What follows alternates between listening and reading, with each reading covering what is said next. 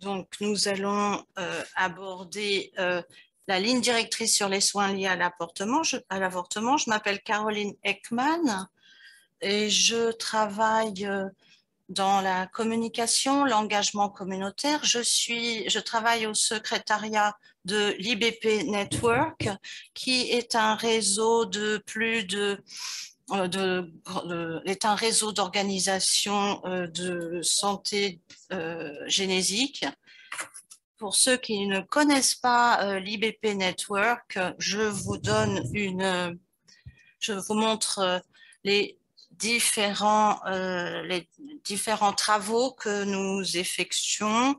Nous faisons de la diffusion d'informations, nous mettons des associations et nous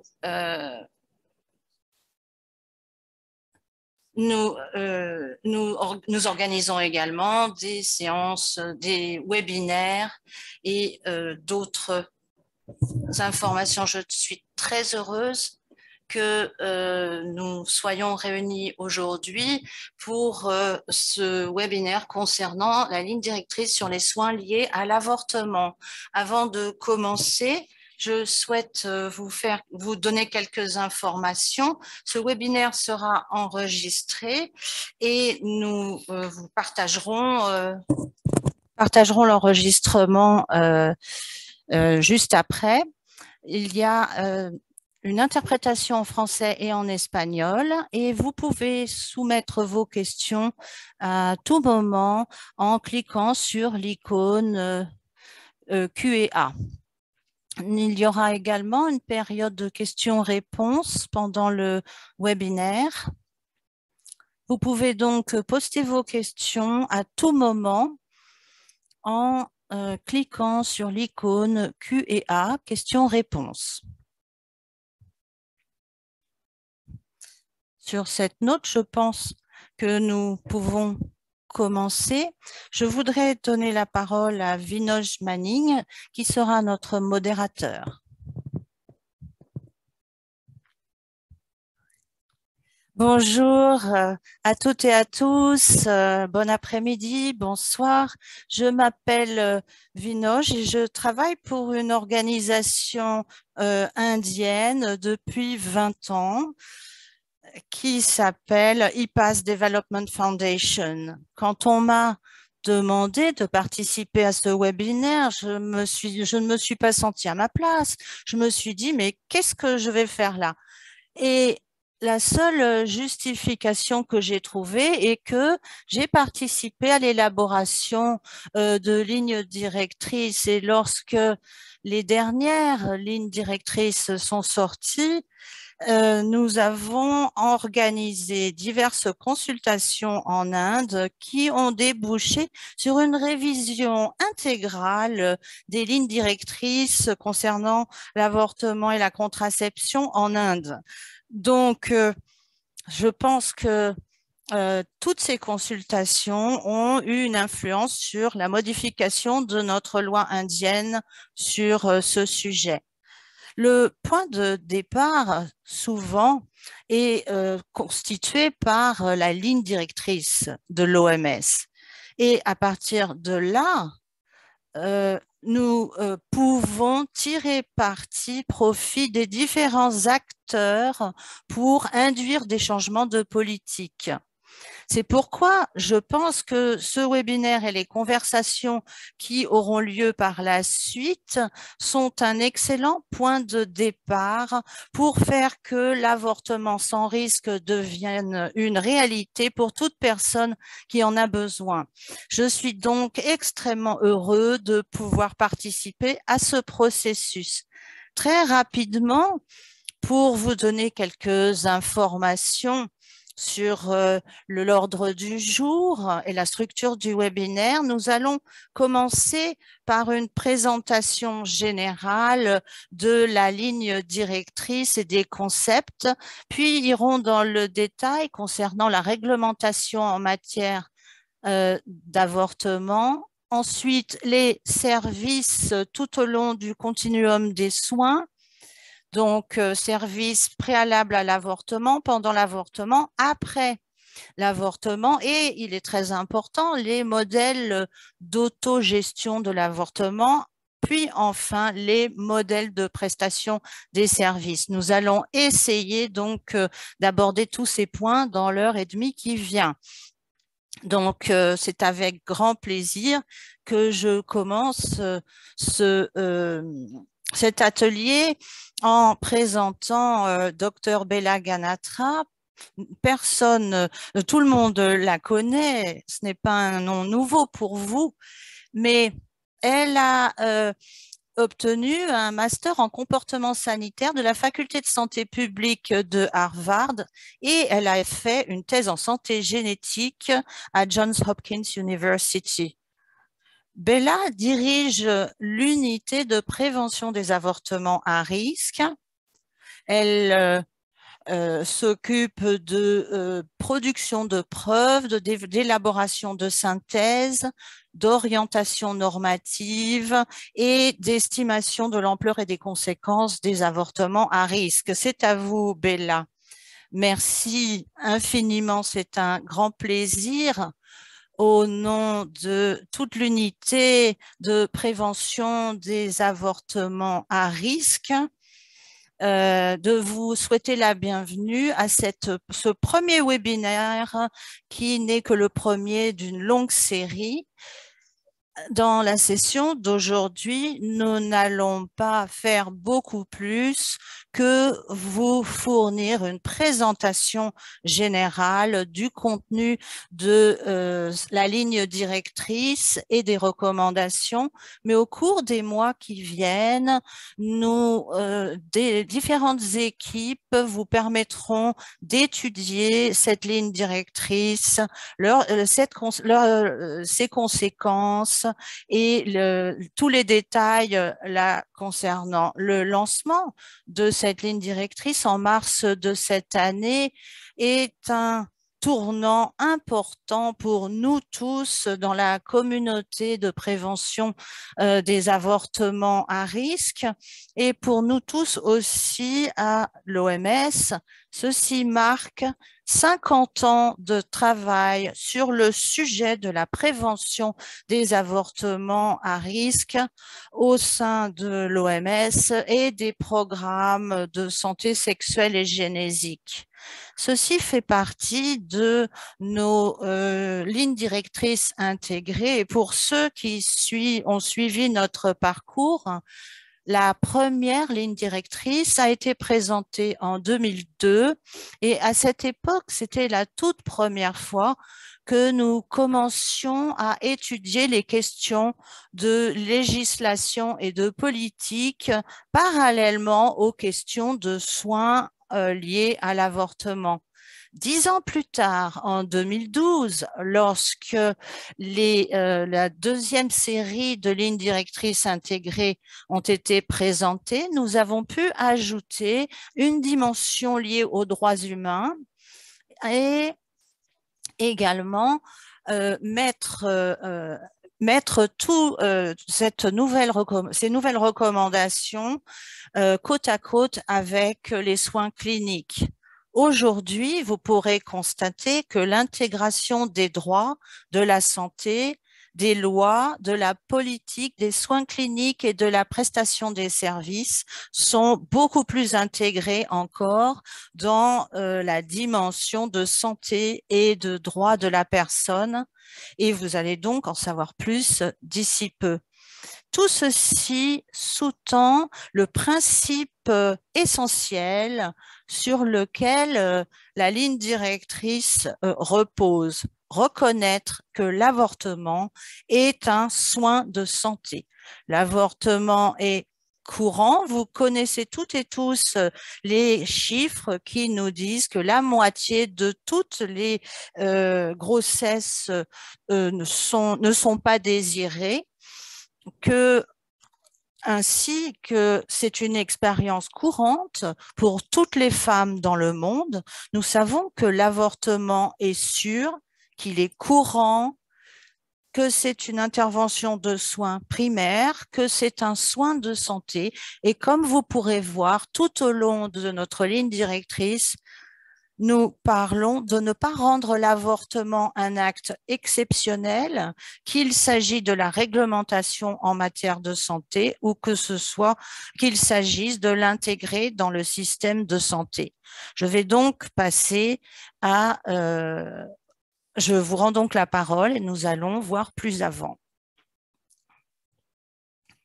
Merci Bella, c'est un plaisir pour moi de présenter Karen Kim, qui est gynécologue obstétricienne, qui a eu tout d'abord une licence dans les humanités, qui ensuite est devenue docteur en médecine. Ensuite, elle a obtenu un master de sciences à l'Université de Londres, faculté d'hygiène et de médecine tropicale. À l'Université de Californie à Los Angeles, elle a dirigé les lignes directrices concernant l'avortement et elle a donc participé à l'élaboration de cette ligne directrice. La connaissant bien, je sais combien elle a passé de temps à élaborer cette ligne directrice et je sais que ce voyage a été très satisfaisant. C'est à vous, Karen. Oui, je suis vraiment très heureuse d'être parmi vous et donc je vais vous fournir, vous dire en quoi consiste cette ligne directrice. Donc, cette ligne directrice est consolidée et actualisée. Elle remplace les présentes lignes directrices et produits apparentés qui viennent de l'unité de prévention des avortements à risque. Donc, nous avons avortement sans risque, édition 2012, conseil technique et politique, manuel de pratique clinique connexe pour un avortement sans risque, rôle des agents de santé dans la fourniture de soins d'avortement et en 2018, prise en charge médicale de l'avortement. Cette ligne directrice présente donc l'ensemble des recommandations et des déclarations de bonnes pratiques de l'OMS concernant l'avortement. Reconnaissant que, que les contextes réglementaires et autres sont différents selon les pays, nous avons pour objectif de permettre, donc nous nous adressons aux décideurs politiques nationaux et infranationaux, aux responsables de mise en œuvre et de gestion de programmes de santé sexuelle et génésique et aux organisations non gouvernementales et travailleurs de santé et autres parties prenantes. Il y a donc eu un processus de développement assez long qui a commencé en 2018 pour se conclure en 2021. Des membres des bureaux régionaux de l'OMS, du siège de l'OMS et d'autres unités y ont participé. Des experts mondiaux en matière de soins cliniques, système de santé, soins de l'homme, droit et politique se sont réunis pour examiner les éléments et produire des recommandations. Donc, en 2021, nous avons pu finaliser ces recommandations et donc nous avons également intégré des conseillers en matière de droits de l'homme.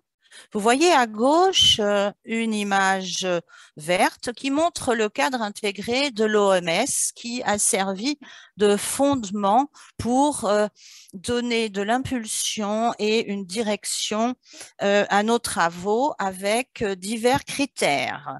Donc, équilibre entre les avantages et les inconvénients pour la santé, droit de la personne, acceptabilité, équité, non-discrimination, implication sociétale, aspect financier et questions relatives à la faisabilité et au système de santé.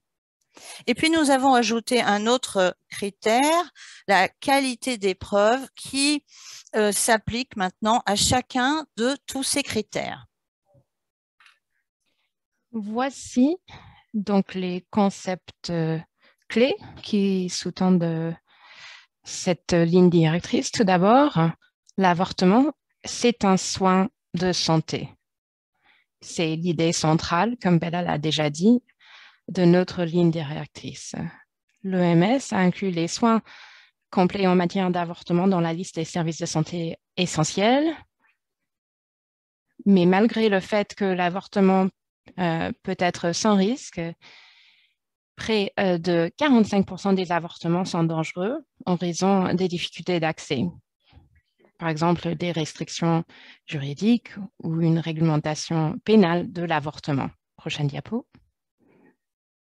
Un autre concept clé dans cette ligne directrice qu'il faut garder en tête aujourd'hui est le fait que l'accent est mis sur un soin de qualité en matière d'avortement.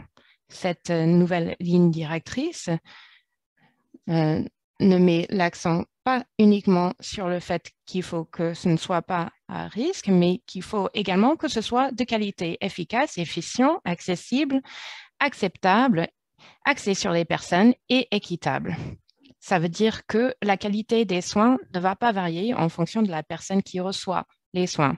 Donc, la qualité des soins en matière d'avortement fait partie et sert de pierre angulaire à cette ligne directrice. Le troisième concept à garder en tête est le fait que les droits humains sont intégrés à la ligne directrice, même si les droits humains faisaient partie des orientations et des lignes directrices précédentes en matière de santé génétique. Cette ligne directrice intègre ces considérations de façon plus systématique et plus officielle en termes de thématique qui sous-tend la ligne directrice dans son intégralité.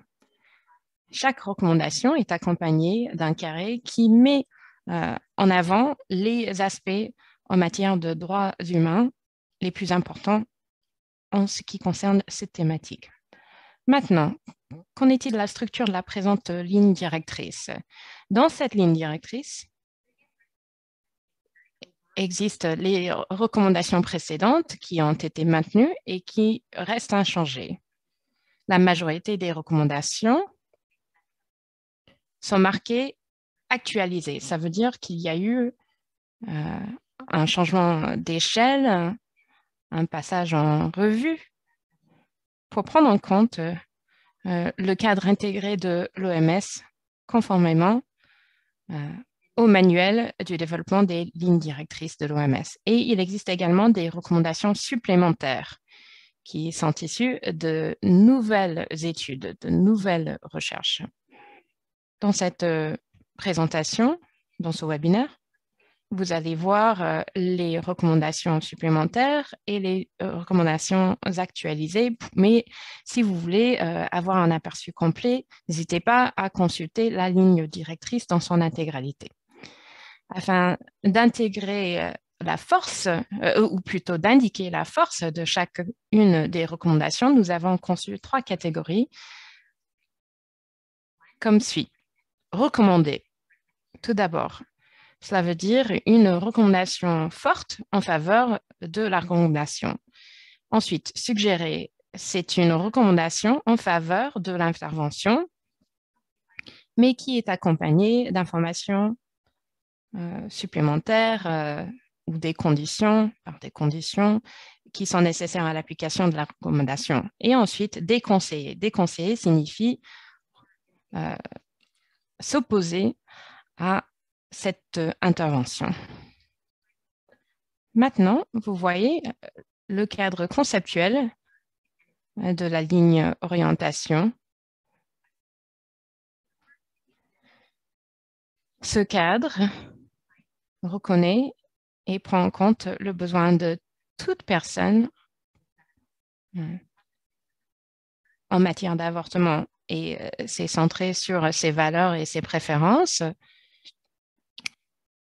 et il prend en compte chacune des étapes du parcours de soins d'avortement, par exemple le pré-avortement, l'avortement et le post-avortement.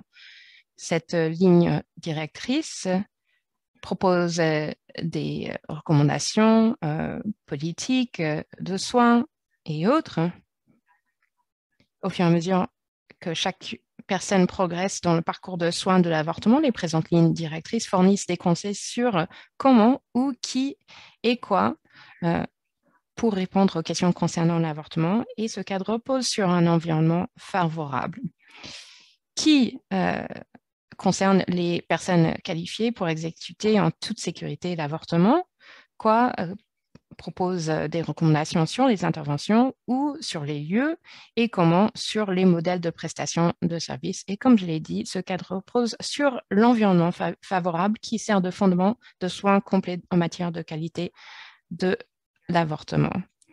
Maintenant, en ce qui concerne l'environnement favorable, nous avons voulu mettre l'accent sur ce point dans le cadre de cette ligne directrice. Les fondements de cet environnement restent le respect des droits humains, l'accessibilité et la disponibilité des informations et un système de santé accessible, favorable et abordable. Les lois et les politiques restrictives régissant l'avortement risquent d'entraîner des retards dans l'obtention des soins ou de rendre l'avortement inaccessible dans la pratique.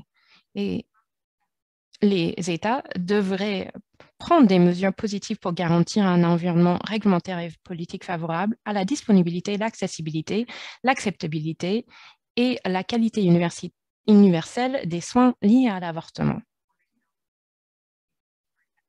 Maintenant, tout le monde doit pouvoir accéder à des informations justes et éclairées. Et lorsqu'on parle des informations dans cette ligne directrice, on identifie deux types d'informations. D'abord, des informations de nature générale destinées au grand public, par exemple des informations scientifiques adaptées à l'âge de chaque personne concernant la santé génétique, y compris des informations sur l'avortement, et ensuite des informations spécifiques adaptées à chaque personne demandant des soins liés à un avortement. Par exemple, des informations sur la contraception, conformément avec les lois locales. Et le troisième pilier est le pilier du système de santé. Donc, cela englobe toutes les organisations, toutes les personnes et toutes les actions dont l'intention première est de promouvoir, restaurer ou maintenir la santé. Cela comprend des agents de santé formés et motivés, des infrastructures bien entretenues et un approvisionnement fiable en médicaments et en technologie. Il faut savoir que lorsqu'on fait référence au système de santé et aux services de soins, cela n'est pas limité à un seul établissement de soins. On prend en compte les différents types d'établissements de soins. Prochaine diapo. Et maintenant, les considérations à prendre en compte, les soins universels, le financement des soins, les compétences et formations du personnel et le suivi et l'évaluation. Donc, on parle des personnes qualifiées à fournir ces services et il faut garder en tête ces différentes considérations. Merci beaucoup.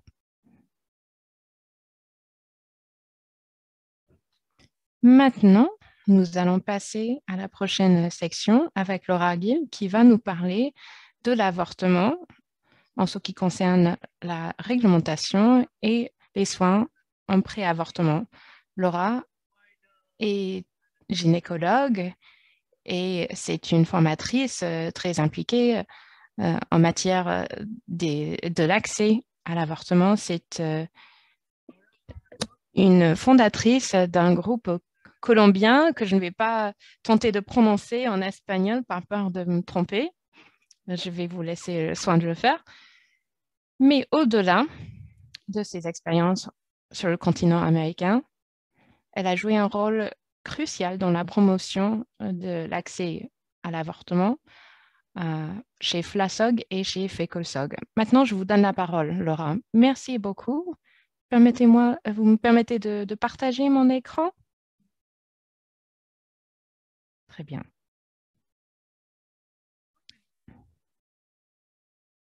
Merci beaucoup pour cette présentation. J'ai fondé un groupe qui se traduit globalement par les médecins en faveur du choix en Colombie. Bonjour à tous et à toutes. Je vais désormais commencer avec ma présentation.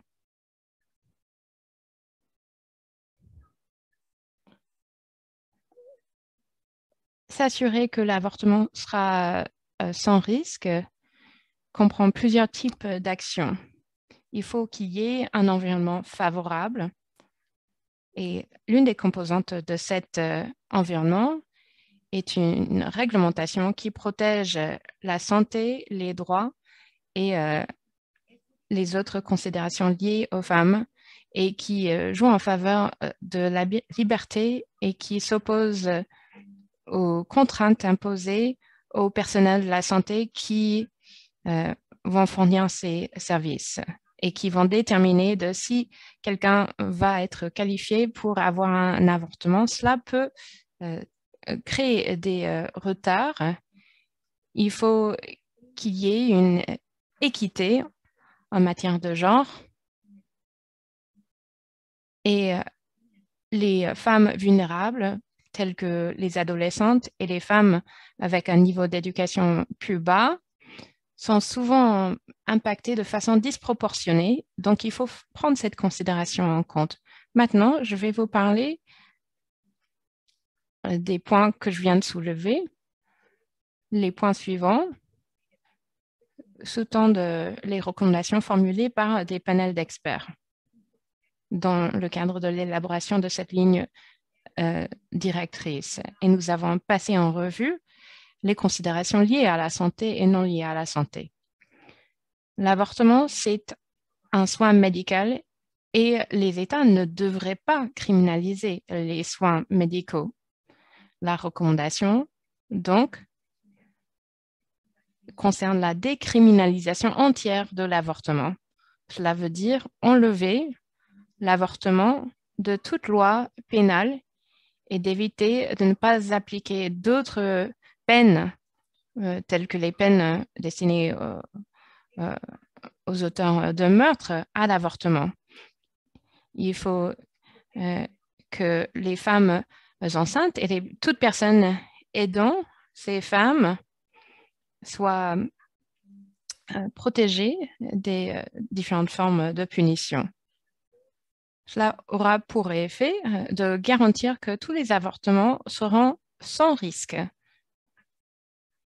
Les soins devraient respecter les droits humains au plus haut niveau et la décriminalisation pourrait garantir que toute personne ayant subi une fausse couche ou ayant suspendu sa grossesse ne soit pas sujette à une pénalisation en Amérique du Sud, par exemple. La décriminalisation ne va pas renforcer la vulnérabilité des femmes. C'est une étape nécessaire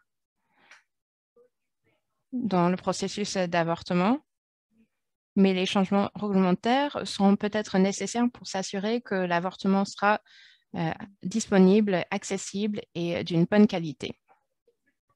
Maintenant, en ce qui concerne l'approche basée sur les approches fondées sur le terrain, ces approches risquent de mettre en jeu la santé des personnes dans le monde réel parce que l'accès va s'avérer plus difficile. C'est pour cette raison que l'OMS déconseille vivement cette situation et recommande que l'avortement soit à la disposition de quiconque la demande. Il est nécessaire de rendre l'avortement plus accessible jusqu'à ce que la loi puisse permettre la mise à disposition de l'avortement sur demande. L'interprétation, revoir donc les motifs pour l'avortement, notamment douleur, souffrance.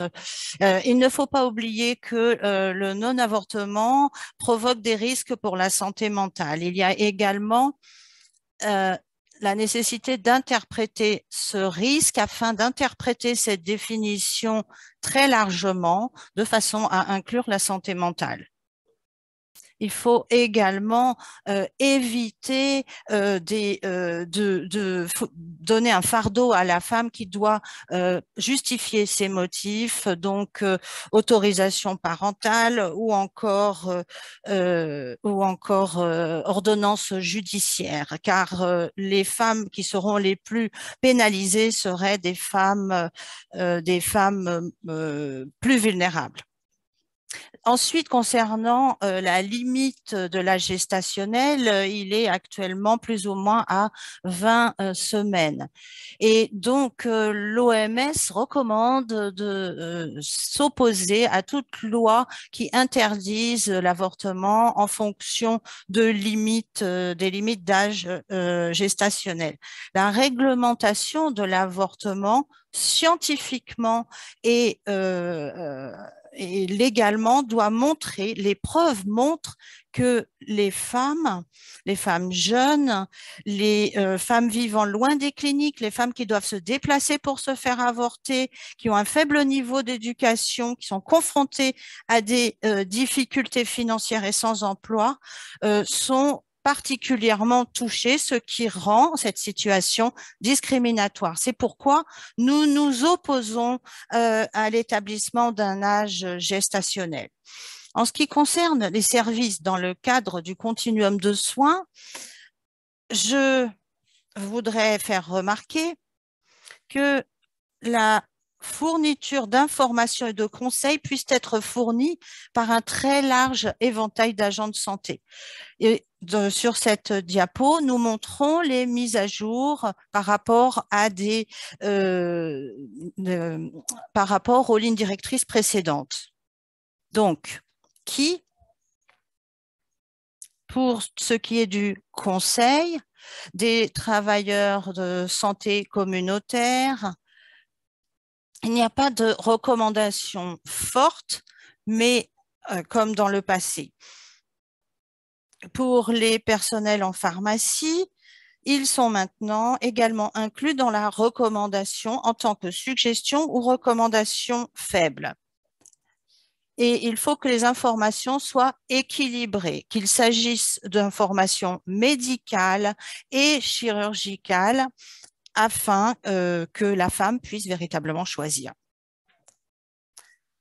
Avant l'avortement, la préparation à l'avortement, nous avons établi de nouvelles recommandations contre des lois qui obligent les périodes d'attente obligatoires.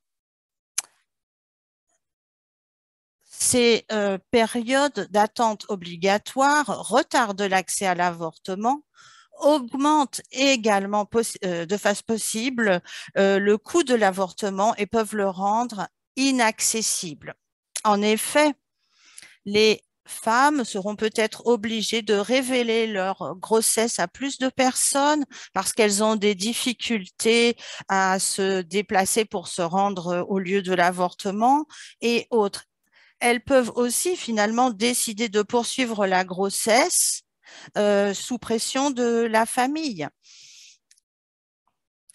Et les femmes, encore une fois, qui ont moins de ressources, les adolescentes, les jeunes, celles qui viennent de minorités raciales ou ethniques ou celles qui se trouvent éloignées de l'endroit où obtenir un avortement, montrent bien qu'il ne faut pas avoir cette période d'attente obligatoire. Enfin, l'autorisation d'un tiers, encore une fois, l'autorisation d'un tiers pose vraiment problème et donc nous recommandons que l'avortement soit disponible à la demande de la femme sans autorisation d'un autre individu ou d'une autre institution. En effet, si les parents ou le partenaire est impliqué, ceci peut pousser la femme à prendre une décision qu'elle ne souhaite pas. Cependant, il faut donc que l'implication de la famille soit autorisée par la femme. Il y a des femmes l'implication obligatoire des parents représente un obstacle à l'avortement, retard, poursuite de la grossesse, violence, etc.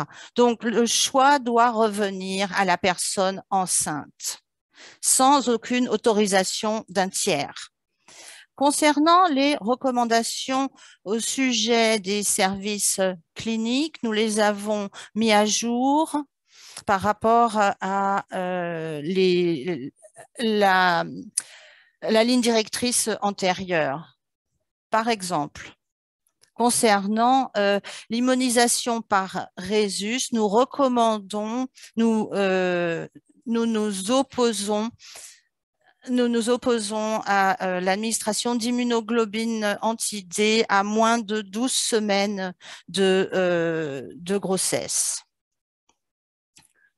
La prise en charge de la douleur en cas d'avortement chirurgical à tout âge, nous recommandons que des médicaments antidouleurs soient toujours proposés, y compris par exemple des anti-inflammatoires non stéroïdiens. Nous déconseillons l'utilisation systématique de l'anesthésie générale.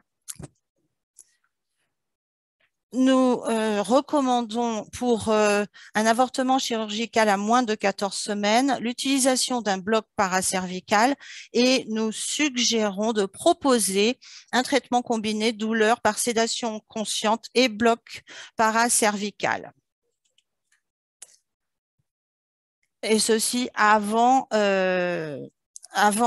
pour la prise en charge de la douleur pour l'amorçage du col de l'utérus avec des dilatateurs osmotiques, nous suggérons l'utilisation d'un bloc paracervical avec des dilatateurs osmotiques avant un avortement chirurgical à moins de 14 semaines.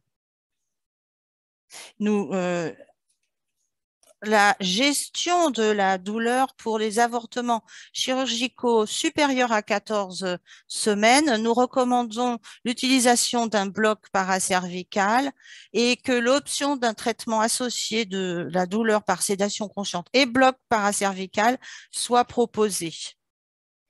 En ce qui concerne la prise en charge de la douleur pour un avortement médical supérieur à 12 semaines, donc provocation de l'avortement, nous suggérons des méthodes supplémentaires de gestion de la douleur avec éventuellement des AINS, s'ils ne sont pas disponibles, l'acétaminophène peut être également proposé.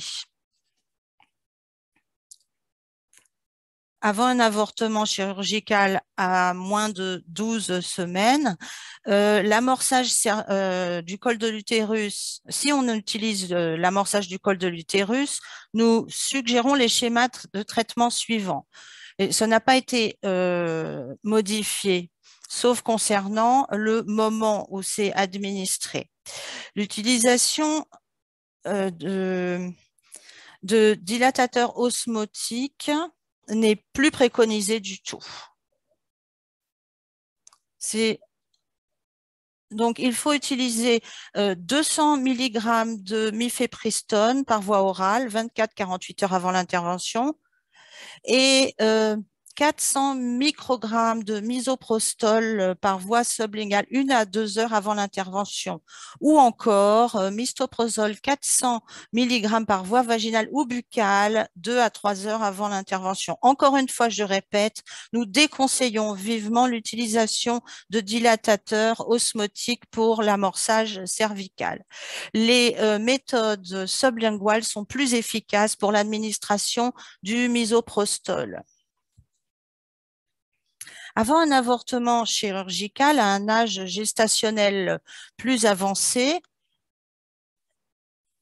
nous avons amélioré, nous faisons de nouvelles suggestions, à savoir des suggestions de différents schémas de schéma thérapeutique avant les différentes méthodes d'avortement. Après 12 semaines, nous suggérons la préparation du col de l'utérus avant la procédure. Entre 12 et 19 semaines, nous suggérons également l'amorçage du col de l'utérus et du misoprostol, si c'est possible, avec du mifepristone, ou encore un dilatateur osmotique. Enfin, nous suggérons que la période entre le placement, l'introduction du dilatateur osmotique et la procédure ne dépasse pas 2 jours. À plus de 2 semaines, nous recommandons la préparation du col de l'utérus avec des produits pharmaceutiques, mifepristone, misoprostol, etc. Et donc, entre 12 et 14 semaines, les médecins utiliseront leur connaissance clinique afin d'associer ces différentes possibilités. Donc, avant les avortements chirurgicaux, il peut y avoir les pharmaciens, les agents de santé communautaires ou les employés de pharmacie peuvent fournir ces services à condition que ceux-ci s'inscrivent dans un continuum de prestations de services. Les professionnels de la médecine traditionnelle et complémentaire devraient également être en mesure de proposer la préparation du col de l'utérus, mais ce n'est pas une obligation, mais c'est une suggestion seulement. Enfin, en ce qui concerne la législation et les politiques, en ce qui concerne les restrictions des fournisseurs, je crois que j'ai terminé. Il y a donc des restrictions imposées aux prestataires. Il est prouvé que il faut déconseiller d'adopter une réglementation sur les personnes qui sont autorisées à prendre en charge l'avortement, car en effet, cette loi impose des fardeaux supplémentaires, sont totalement arbitraires, non fondés sur des preuves et ne sont pas fondées sur des preuves. Au contraire, elles imposent un fardeau supplémentaire aux prestataires de services qui pourraient fournir ces services d'avortement et cela leur impose des charges administratives et de travail. Enfin, ceci risquerait de réduire le nombre de prestataires disponibles. Enfin, l'objection de conscience. Il faut recommander que l'accès à la continuité des soins complets en matière d'avortement soit protégé contre les obstacles créés par l'objection de conscience.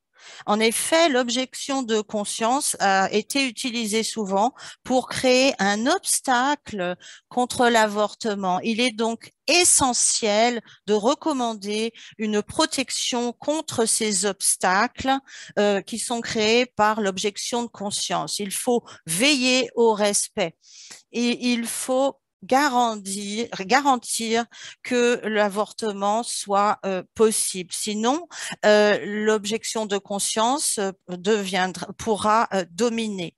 Et ceci, bien sûr, a des impacts négatifs sur la disponibilité des soins en cas d'avortement et sur la mortalité maternelle. Enfin,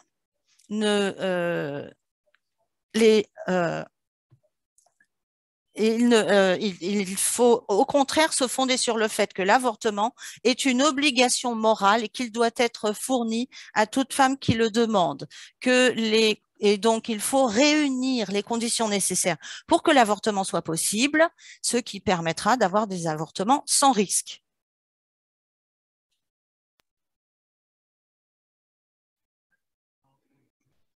Merci pour cette conclusion et cette présentation très puissante. Maintenant, pour la prochaine présentation, nous avons Laura Castleman, qui est doctorate, qui a obtenu son diplôme à l'université de Californie à San Francisco, à l'école de médecine. Ensuite, elle a eu sa maîtrise en santé publique à Johns Hopkins et elle a eu également une maîtrise en administration des affaires à l'Université de Pennsylvanie. Je travaille avec elle depuis 15 ans.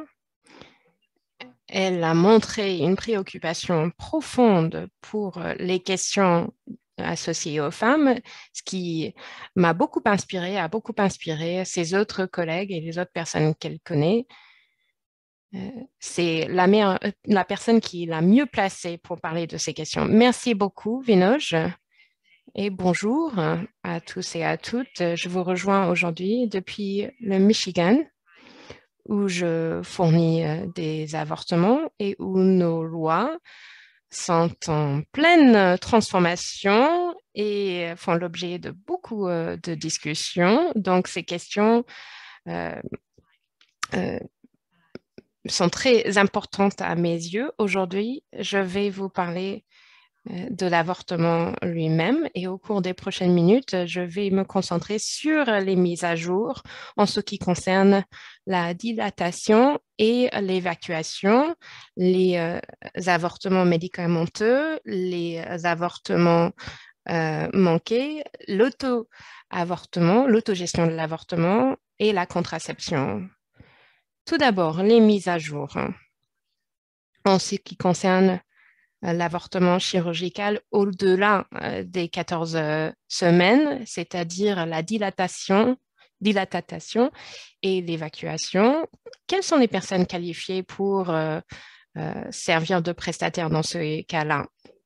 Nous avons élargi les recommandations pour indiquer que les professionnels de la médecine traditionnelle et complémentaire, les sages-femmes et les cliniciens associés peuvent fournir ce service. Prochaine diapo.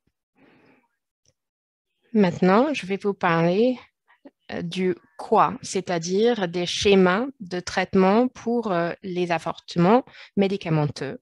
En haut de l'écran, vous allez voir quelque chose qui se trouvait dans la ligne directrice précédente, c'est-à-dire des recommandations très fortes concernant la combinaison de la mifepristone avec 1 ou 2 jours plus tard la prise du misoprostol en fonction des préférences de la femme.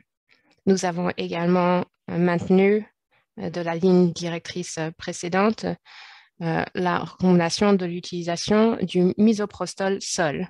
Ce qui est nouveau ici, c'est la suggestion du schéma de létrozole. C'est un médicament que l'on utilise souvent chez les femmes atteintes du cancer du sein, avec quelques jours plus tard la prise du misoprostol pour les femmes qui subissent un avortement au-delà des 14 semaines. Ce schéma s'est avéré sûr et en comparaison de la prise du misoprostol seul, très efficace. Mais il nous manque des preuves en ce qui concerne la comparaison avec la prise de la mifepristone et du misoprostol. Maintenant, je vais vous présenter des nouvelles concernant les personnes qualifiées pour gérer l'avortement. Je vais attirer votre attention au premier rang du schéma qui concerne les avortements en dessous de 12 semaines. Nous avons élargi la catégorie de personnes qualifiées. La nouvelle recommandation se trouve dans le carré à la gauche. Nous sommes très enthousiastes de pouvoir vous partager le fait que nous recommandons très fortement l'autogestion par la personne enceinte de ce service. Notez bien que la fourniture de l'avortement médicamenteux par des praticiens non médecins, nous recommandons désormais le recours à ces professionnels jusqu'à 10 semaines. Vous avez également une recommandation élargie qui est nouvelle, qui suggère que les professionnels de la médecine traditionnelle et les infirmières auxiliaires peuvent pratiquer ce type d'avortement. Maintenant, je vais vous parler de l'avortement manqué jusqu'à 14 semaines pour des personnes enceintes qui préfèrent une prise en charge médicale par rapport à une prise en charge chirurgicale. Et ici, nous avons mis une recommandation supplémentaire concernant l'association de la mifepristone et du misoprostol au moins 24 heures plus tard. C'est désormais notre recommandation. Vous avez également un schéma ou un traitement alternatif avec l'utilisation du misoprostol pour ce qui est des grossesses au-delà de 9 semaines. La prise du misoprostol devrait être renouvelée. Voici une nouvelle recommandation concernant les personnes qui peuvent fournir une prise en charge médicamenteuse du décès fœtal intra-utérin entre 14 et 28 semaines de grossesse. C'est une recommandation entièrement nouvelle. À votre droite, vous voyez qu'il s'agit d'une recommandation très forte pour le personnel de santé et sur votre gauche, une suggestion. Les preuves qui nous ont servi de base pour cette recommandation ont été des preuves indirectes. Nous avons tiré des conclusions des lignes directrices concernant le personnel qualifié au-delà de 12 semaines de grossesse. Prochaine diapo, s'il vous plaît. Maintenant, nous allons parler des approches d'autogestion. Prochaine diapo. Quels sont les avantages? C'est une liste très longue d'avantages et je voudrais attirer votre attention sur les raisons pour lesquelles l'autogestion nous semble importante. L'autogestion comporte de nombreux avantages. C'est quelque chose qui peut donner un sentiment d'autonomisation à la personne enceinte et peut parier à des manques de fournitures. Traditionnellement, nous qui travaillons dans la médecine, nous avons souvent considéré que la médecine est quelque chose de distinct du système de santé. Et cette recommandation recontextualise l'autogestion comme faisant partie du système de santé dans un sens plus large. La personne enceinte peut donc choisir de gérer une partie ou l'intégralité du processus et si cette personne enceinte décide de ne gérer que certaines parties, elle devrait pouvoir se tourner vers le système de santé pour la gestion des autres parties du processus. Maintenant, passons en revue l'autogestion de l'avortement. Je sais que vous avez beaucoup d'informations à l'écran. Ce que nous disons ici essentiellement, c'est que désormais, nous recommandons fortement l'autogestion de l'avortement, que ce soit en partie ou en son intégralité, par la personne enceinte. Quelles sont les parties auxquelles je fais référence? Nous avons divisé le processus en 3 parties. Tout d'abord, l'auto-évaluation de l'éligibilité, c'est-à-dire la détermination de la durée de la grossesse, du stade de grossesse, toutes sortes de contre-indications qui peuvent intervenir. L'auto-administration des médicaments abortifs, la prise de médicaments. Et en dernier lieu, l'auto-évaluation de la réussite de l'avortement. Est-ce que l'avortement a été mené avec succès? Et la personne enceinte est en mesure de gérer tout ça. La raison d'être de cela a pris en compte et les preuves existantes en ce qui concerne les schémas et le niveau très élevé d'acceptabilité de l'autogestion. Prochaine diapo. Maintenant, en ce qui concerne la recommandation en faveur de l'autogestion de l'avortement, gardons en tête qu'il existe plusieurs conditions nécessaires qui vont contribuer à la réussite de cet avortement et je vous les ai mises à l'écran. Il y a l'accès à des informations précises sur le processus qui est nécessaire, ainsi que l'accès aux informations concernant d'autres options disponibles pour que la personne enceinte puisse prendre la bonne décision pour elle-même, étant donné ses circonstances. Il faut également un accès à des médicaments de qualité et pour le processus de l'avortement lui-même et pour la gestion de la douleur. Il faut également un bon accès au système de santé, aux agents de santé, si jamais la personne enceinte souhaiterait contacter ces agents de santé pour n'importe quelle partie du processus. Et j'aimerais revenir sur cette question de l'environnement favorable qu'on a évoqué tout à l'heure. Il faut également que nous qui sommes cliniciens, qui avons comme patient des personnes enceintes, que nous menons notre travail de façon respectueuse, que nous évitons de punir les personnes qui décident d'opter pour l'autogestion, que nous devons changer parfois de protocole pour reconnaître que l'autogestion de l'avortement peut être tout à fait légitime. Prochaine diapo. Qu'en est-il de l'autogestion de la contraception post-avortement? Vous voyez ici que nous nous concentrons sur la recommandation en faveur de l'auto-administration de la contraception injectable. Cette recommandation a été mise à jour et il s'agit désormais d'une recommandation forte en faveur de cette auto-administration, étant donné le fait que cette auto-administration est associée à un niveau de satisfaction très élevé et un niveau de poursuite très élevé par rapport à l'administration de la contraception injection en clinique. Vous avez également des gains de temps et des économies dont bénéficient les femmes et les filles.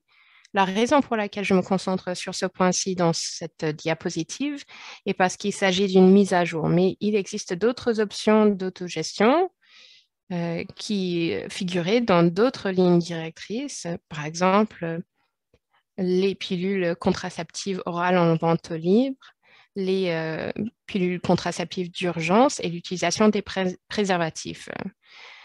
Toutes les méthodes de contraception devraient être prises en compte suite à un avortement. Et maintenant, je tiens à remercier l'OMS, votre équipe, de m'avoir invité à participer à cette présentation très importante. Maintenant à vous, Vinoge. Merci beaucoup, Laura. Nous avons désormais un présentateur qui s'appelle Chilanga Asmani, qui travaille au bureau régional de l'OMS en Afrique, mais il n'a pas d'accès Internet là où il travaille actuellement. Donc, je vais vous passer l'enregistrement de sa présentation.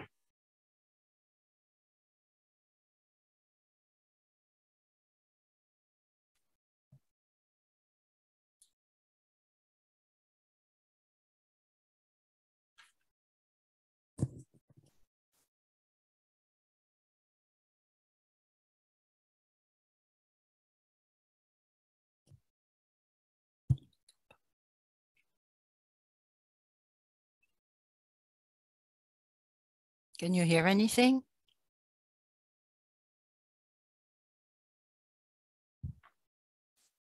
Bonjour. Je vais vous expliquer les recommandations concernant les soins après un avortement.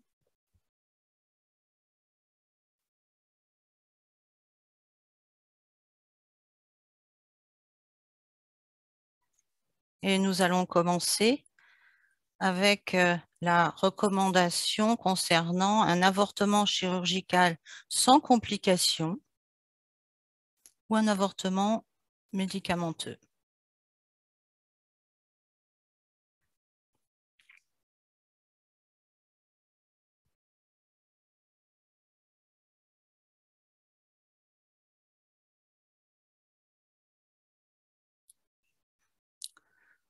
Donc, la recommandation est de savoir qu'il n'y a pas de nécessité médicale pour une visite de suivi de routine. C'est important pour ne pas obliger le client à venir après des services d'avortement. Donc, ce n'est plus obligatoire maintenant.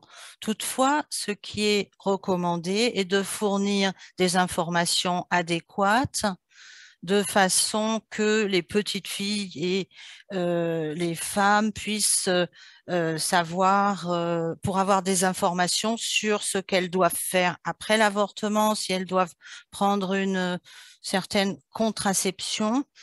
Donc, et rien n'a la qualité des preuves pour une visite de suivi n'était pas du tout suffisante.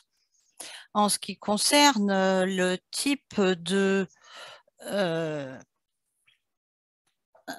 qui concerne la prise en charge d'un avortement incomplet, non compliqué, inférieur à 14 semaines, nous nous sommes aperçus que l'avortement incomplet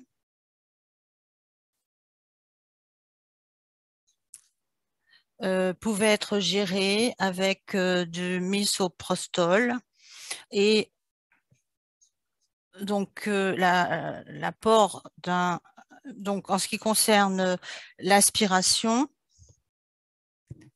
on a recommandé que des professionnels de médecine traditionnelle et complémentaire puissent s'en charger, donc se charger de l'aspiration sous vide, ou que des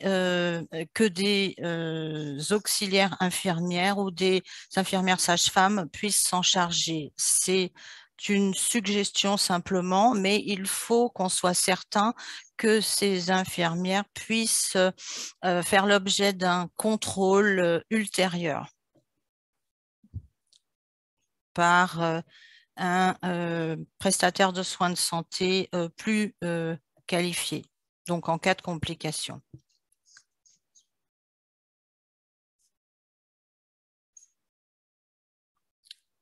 Maintenant, en ce qui concerne la prise en charge de complications post-avortement ne mettant pas la vie en danger, dans le cas d'infection après l'avortement, les recommandations actualisées préconisent que cette intervention puisse être effectuée par des professionnels de la médecine traditionnelle et complémentaire jusqu'aux médecins spécialistes, comme c'était le cas dans le passé. Et en ce qui concerne l'hémorragie post-avortement, donc la prise en charge dans ce cas-là.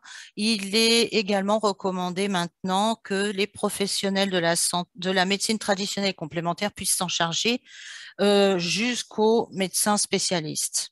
En ce qui concerne l'administration de contraceptifs injectables, le début et la suite, donc en fait les services post-avortement, il faut pouvoir fournir un conseil et offrir le choix. Donc en fait, avant, il s'agissait de recommandations faibles, de suggestions. Aujourd'hui, il s'agit de recommandations fortes. Donc pour que ces options de contraception soient fournies, y compris l'auto-administration de produits contraceptifs injectables.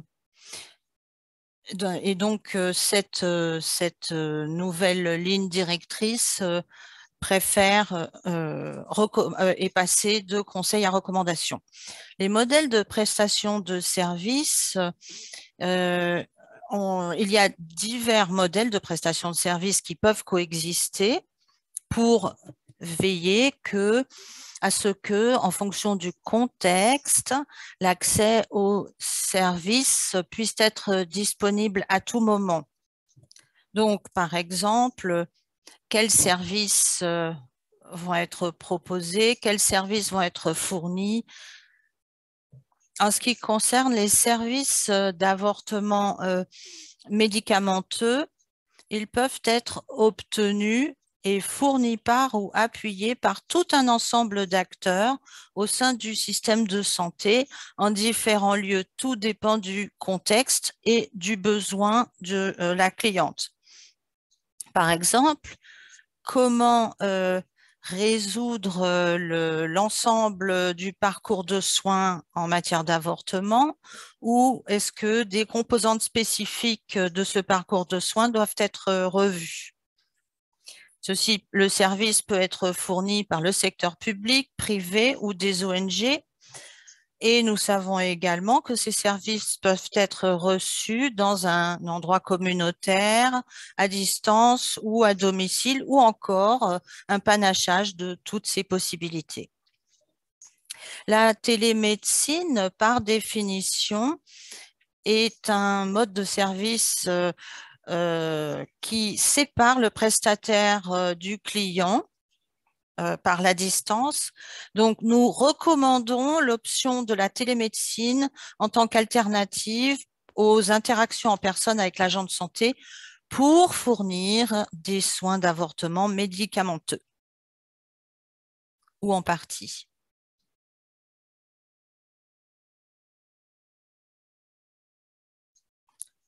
Et ceci est important à noter parce que la télémédecine sur le parcours de soins peut servir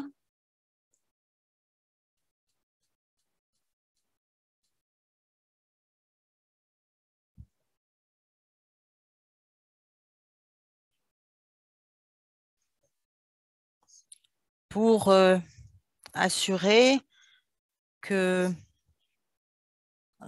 la cliente ne soit pas obligée de retourner après avoir eu des services. Ce qui est important,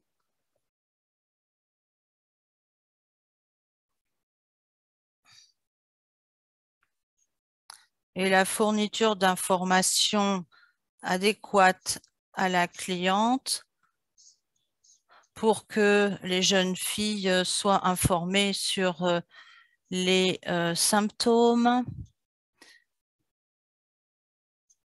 Il n'a pas été clair qu'un suivi des jeunes filles soit nécessaire après un avortement médicalisé, ou en ce qui concerne le type de travailleurs de la santé qui peuvent fournir des services d'avortement avant 14 semaines. Nous avons mis à jour la recommandation sur l'administration de misoprostol à tout l'éventail des fournisseurs de services de santé. En ce qui concerne l'aspiration,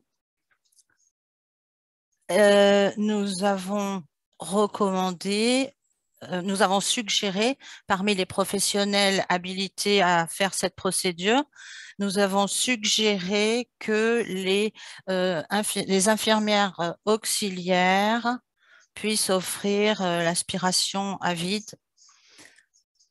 Et dans ce cas, les services pourront être fournis uniquement s'il est certain que ces prestataires de services pourront contacter un supérieur qualifié au cas où il y aurait un problème, un supérieur plus qualifié, pour gérer également toute autre complication qu'elles ne peuvent pas, qu'ils ou elles ne peuvent pas gérer.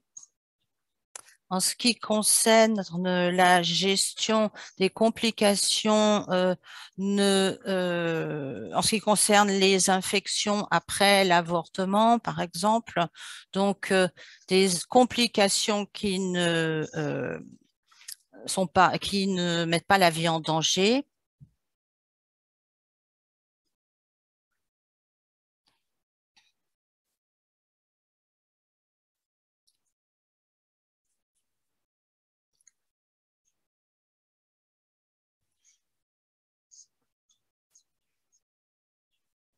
Donc, nous reprenons ce qui vient d'être dit. Donc, cette même recommandations autorisent la gestion des hémorragies post-avortement aux professionnels de la médecine traditionnelle et complémentaire jusqu'aux spécialistes. Un service important qui doit être fourni aux femmes ou à la personne enceinte qui vient pour obtenir des services post-avortement et la fourniture de conseils, l'offre de choix de produits contraceptifs, soit pour commencer à utiliser ou pour continuer à utiliser des contraceptifs injectables.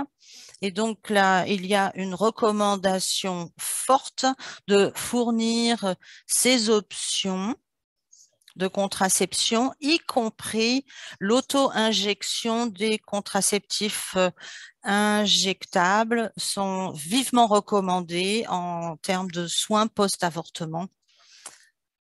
Avec le temps et l'expérience concernant l'apport de soins post-avortement, nous avons vu l'émergence de différents modèles de prestation de services qui peuvent servir.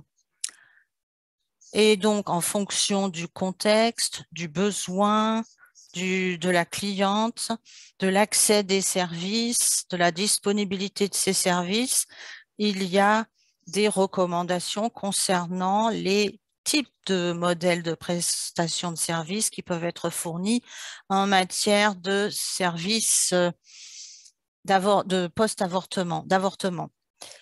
Les services d'avortement médicamenteux peuvent être obtenus auprès d'une multitude d'acteurs et dans différents contextes. Comme j'ai dit, tout dépend du contexte et du besoin de la cliente. Par exemple, ces modèles cherchent à voir comment résoudre l'ensemble du parcours de soins liés à l'avortement ou des modèles qui concernent des éléments strictement spécifiques à ce parcours. Ces services peuvent être fournis par le secteur public, privé ou des ONG. Et enfin, ces services peuvent être reçus dans un hors site, dans un lieu communautaire, chez soi, ou encore par un panachage de ces différents moyens de prestation, différentes prestations. La télémédecine est un mode de prestation de services de santé dans lequel les prestataires et les clients et les prestataires et les consultants sont séparés par la distance. Et nous recommandons désormais que la télémédecine soit disponible comme alternative aux interactions en personne dans le cadre du parcours de soins de santé. À certaines étapes du parcours de santé, au début du parcours de santé pour l'avortement, en suivi après l'avortement.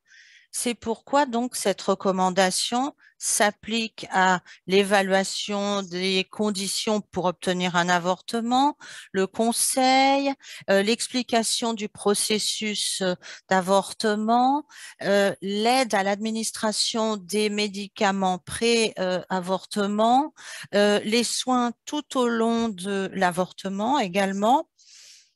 Il y a également des approches avec des applis numériques, avec des messages, des SMS pour fournir ces possibilités ne sont pas incluses dans nos recommandations. Il existe également des déclarations sur la fourniture de conseils sur l'avortement médicamenteux. En ce qui concerne la première partie de la recommandation, il n'existe pas d'approche unique à la fourniture de services d'avortement, ce qui reflète ce que j'ai dit plus tôt. Le choix d'un agent de santé précis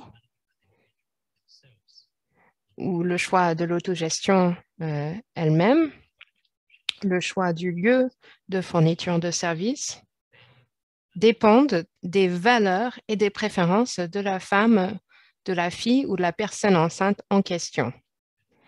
Cela dépend également de la disponibilité des ressources et du contexte national et local qui peut varier d'un pays à l'autre. L'interprète s'excuse, la présentation s'interrompt de temps en temps. Tout cela peut coexister en un contexte donné. Il peut y avoir une complémentarité d'approches qui peuvent coexister. Vous pouvez également avoir une combinaison d'approches différentes qui permettrait d'avoir des services de qualité fournis à la cliente. Dans la deuxième partie, étant donné le fait qu'il existe toute une gamme d'approches au service, il faut que les options disponibles offrent un accès aux informations scientifiques précises à toutes les étapes du processus, assurent la qualité des soins, y compris de la gestion de la douleur, qui fait partie des avortements qui ne sont pas à risque. Et il faut également qu'il y ait un soutien en matière d'aiguillage pour accéder à une partie des services. Il faut également que les services en matière de contraception soient disponibles aux personnes qui en demandent. Et le choix de la contraception appartient à la cliente. Et si ce service n'est pas disponible à l'établissement, il faut qu'il y ait un système en place qui permette à la cliente de trouver sa méthode de contraception ailleurs, la méthode qu'elle aurait choisie. En somme, voici quelques-unes des recommandations que je voulais vous présenter pour ce qui est des soins après avortement. Merci beaucoup pour votre attention. Maintenant, nous allons passer à la session questions et réponses, mais avant cela, je voulais vous faire quelques annonces d'ordre général. Je regrette que la vidéo de cette présentation n'a pas été tout à fait nette pour bon nombre d'entre vous. À la fin de ce webinaire, nous allons vous partager toutes les présentations et toutes nos excuses pour cette gêne. Et certains d'entre vous ont levé la main pour poser des questions. Je vous encourage à mettre vos questions dans le chat, dans le fil de discussion. Tapez bien vos questions dans le chat et nous allons partager certaines des questions déjà reçues en attendant vos autres questions. Laura Gill, je vais commencer par vous. Il y a une question qui vous a été adressée. Est-ce que les restrictions juridiques limitent le nombre d'avortements pratiqués? Pouvez-vous y répondre, s'il vous plaît? Laura. Oui, je suis ici présente.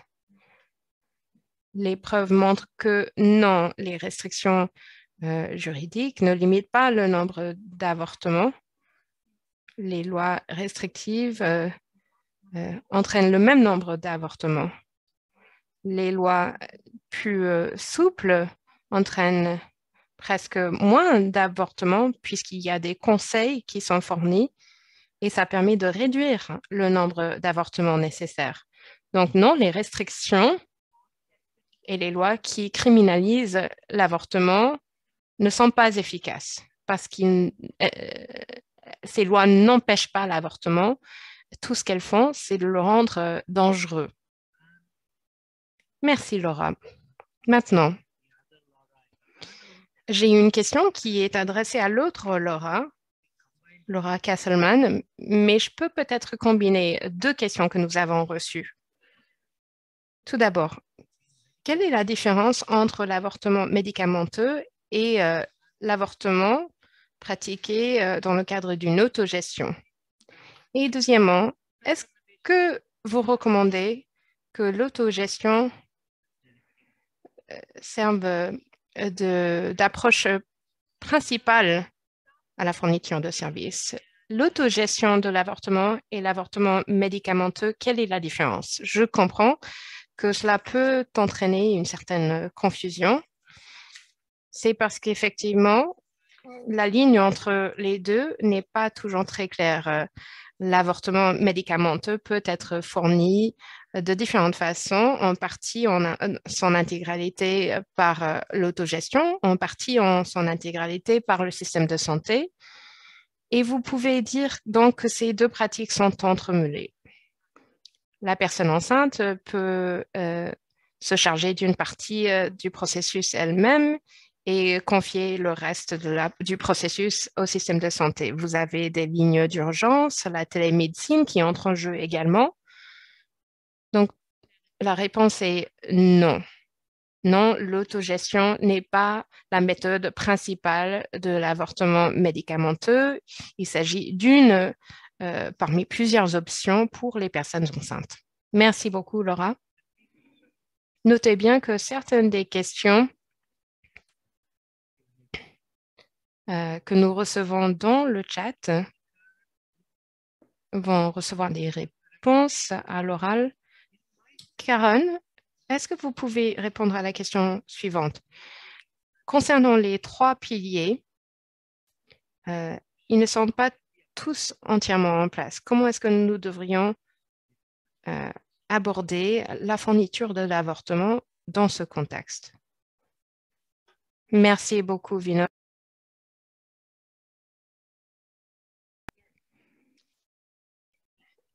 Oui, en ce qui concerne ces trois piliers et l'environnement favorable, ce que je vous ai présenté tout à l'heure dans la ligne directrice représente un contexte idéal, un environnement idéal. On reconnaît, encore une fois, que le cadre réglementaire, juridique et le cadre de fourniture de services varient d'un pays à l'autre. La mise en œuvre pleine et entière de ces recommandations ne devrait pas servir de précondition à l'application d'une partie des recommandations contenues dans cette ligne directrice. Encore une fois, j'insiste sur le fait que les bonnes pratiques partagées dans ce document sont destinées à permettre une prise de décision éclairée en ce qui concerne l'avortement. Merci beaucoup, Karen. J'ai maintenant une question pour vous, Béla. La ligne directrice contient beaucoup de recommandations fortes, mais quelle est votre recommandation sur la mise en œuvre de ces recommandations de l'OMS? Bella, on ne vous entend pas.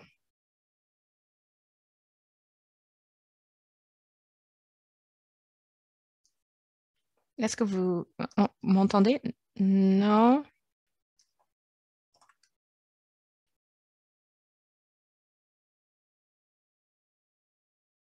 L'interprète n'entend pas l'intervenante.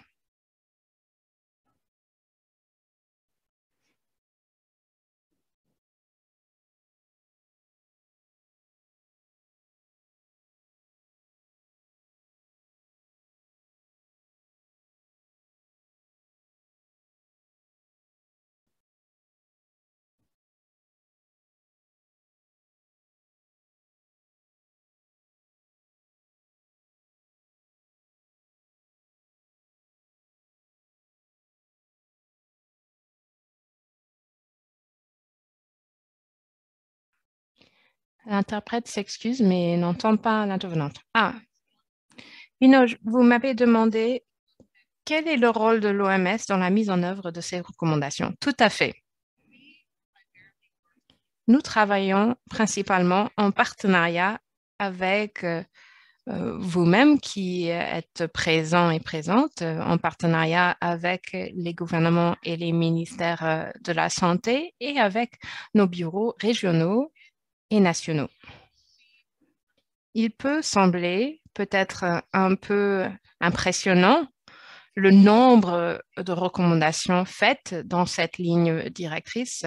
Il y en a plus de 54. Vous pouvez vous sentir dépassé quand il s'agit de les mettre en œuvre, et vous pouvez avoir le sentiment que le contexte dans lequel vous travaillez diffère beaucoup des recommandations, qu'il s'agisse du système de santé, des recommandations cliniques ou d'autres recommandations. Mais ce que cette ligne directrice nous propose et ce que je trouve très intéressant, c'est que nous pouvons adopter une approche individuelle. Nous ne sommes pas chargés de tout faire dès maintenant. Nous pouvons regarder le contexte d'un pays particulier et réfléchir au progrès que nous pouvons faire peu à peu, étape par étape. Donc, chaque situation individuelle va déterminer la voie à suivre. Donc, les recommandations sont globales, mais le contexte les rend plus précises.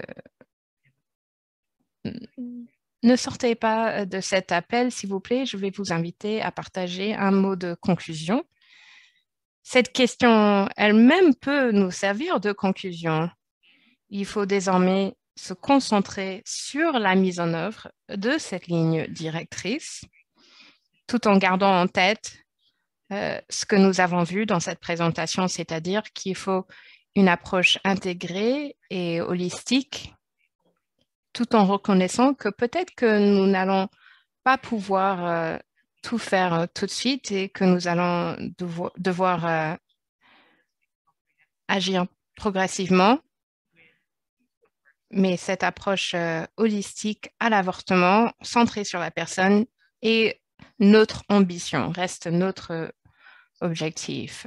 Voilà pour ce dont nous avons parlé aujourd'hui, mais je vous rappelle à vous tous et à vous toutes que vous pouvez regarder cette ligne directrice plus en profondeur grâce à la version numérique de la ligne directrice disponible sur Internet en anglais, en français et en espagnol. Et vous pouvez télécharger le PDF de ce résumé, encore une fois disponible en 3 langues, et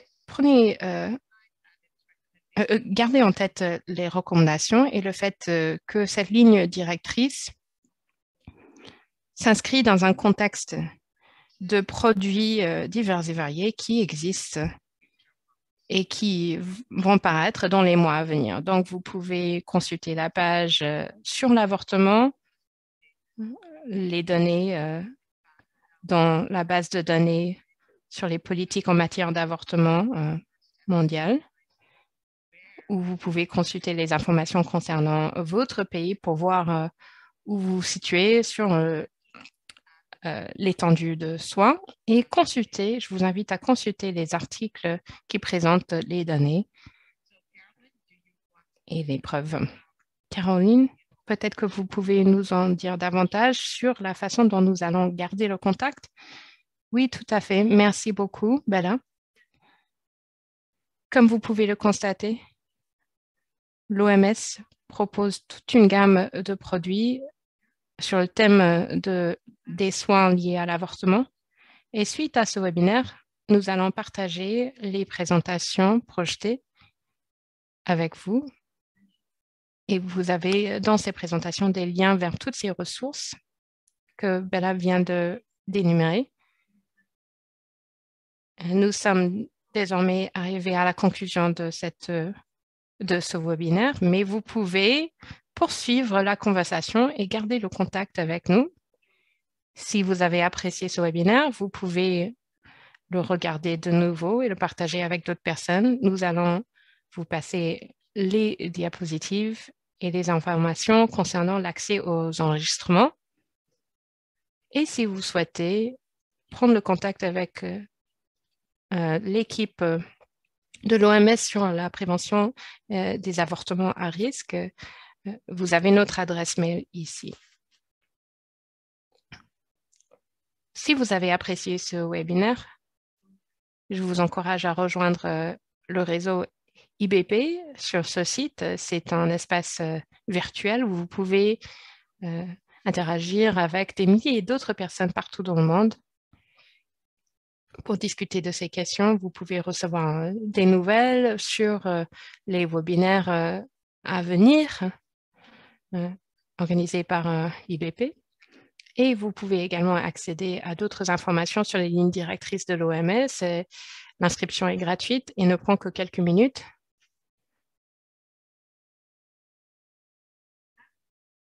En tant que membre de la plateforme que je viens de citer, vous avez également accès à d'autres communautés, d'autres groupes sur la santé génétique, y compris une communauté de pratique consacrée aux soins liés à l'avortement complet. Je vous encourage, vous qui êtes ici présents, à rejoindre ce réseau pour avoir la possibilité de partager vos connaissances avec d'autres personnes, poser des questions, rester au courant des dernières nouvelles concernant les soins liés à l'avortement. Sur ce, nous sommes arrivés à la conclusion de ce webinaire. Merci encore une fois d'avoir répondu présent et j'espère vous revoir dans d'autres webinaires. Merci beaucoup et bonne journée et bonne soirée à vous tous et toutes.